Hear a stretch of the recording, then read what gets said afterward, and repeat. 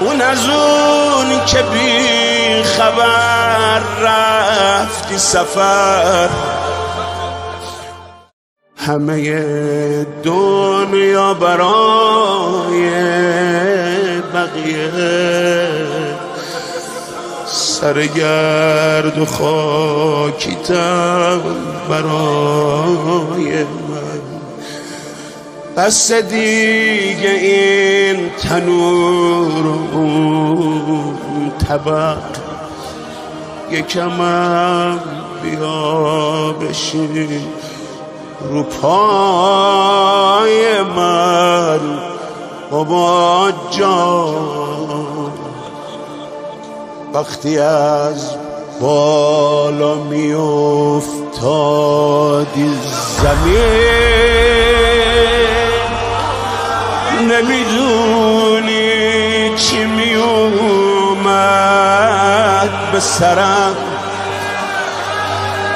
همه رو شاید ببخشم ولی از نیزدار سر تو نمیگذرم. نیزه رو تکون میدم، اون از اون که بی خبر رفتی سفر، حالا هم که اومدی نمیبری. راستی بهت گفته بودم تو کوچه ها بازار برد فروشان بگذریم،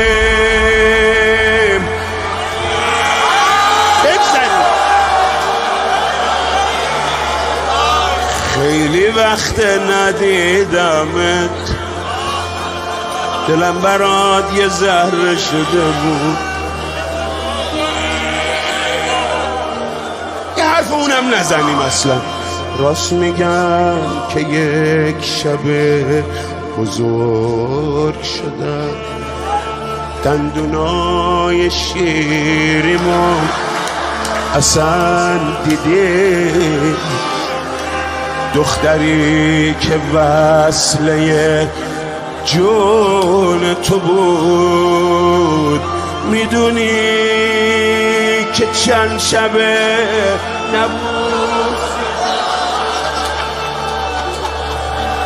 من دست داشتم به تو از دور بوسه میدادم.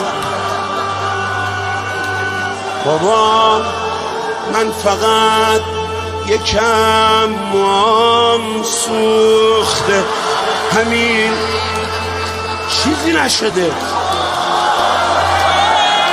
دختر دارا